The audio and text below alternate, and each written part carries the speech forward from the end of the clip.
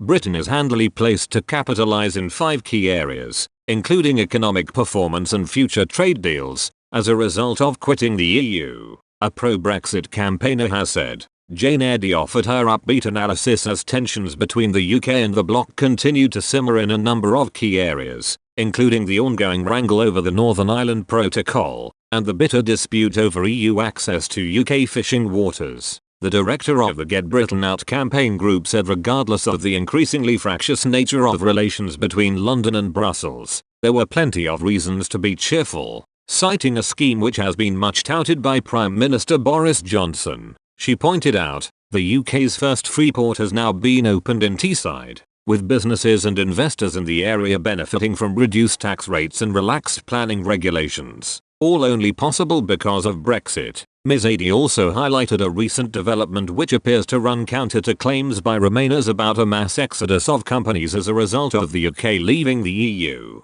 She explained, the fuel company Royal Dutch Shell, now to be simply known as Shell, has decided to close their Dutch HQ and base all of their operations from the UK because of our global focus after Brexit. With respect to the square mile, Ms. Eddy suggested Britain was likewise in a good position as a result of unshackling itself from Brussels. She said, the EU has been forced to extend the ability of European businesses to use financial services clearinghouses in the City of London, because EU-based clearinghouses cannot meet demand and EU businesses do not want to abandon their established relationships with London-based firms, highlighting an increasingly alarming situation which has seen Austria impose a full lockdown in the last few days. Ms. Eddy added, the UK economic growth forecasts are set to outpace the Eurozone by a substantial margin, as many countries on the European continent are being forced to return to lockdowns due to an escalation in COVID cases. Finally,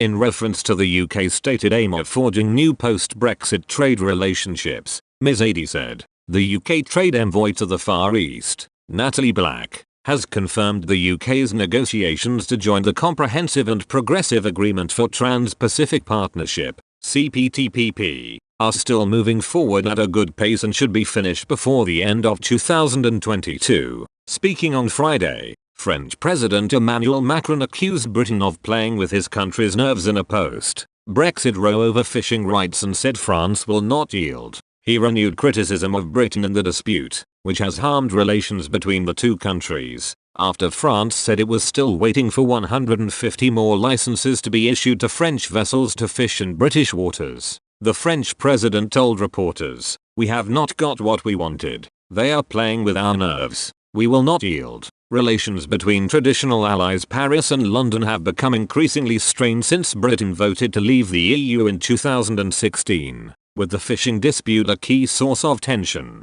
Paris says London should have issued more French boats with licenses to fish in British territorial waters since Britain left the European Union, while Britain says it is respecting the arrangements that were agreed. The dispute centers on the issuance of licenses to fish in territorial waters 6 to 12 nautical miles off Britain's shores, and in the seas off the Channel Island of Jersey. Critics of the protocol argue it has resulted in a border down the Irish Sea, hence driving a wedge between Northern Ireland and the rest of the UK. Campaigners gathered at the border between Northern Ireland and the Republic on Saturday to warn the UK government against triggering Article 16. Hence suspending the mechanism for preventing a hard border on the island of Ireland. A crowd gathered at Carrickfergus to demand that the post-Brexit arrangements introduced for Northern Ireland are retained and protected, amid ongoing negotiations between the UK and the EU.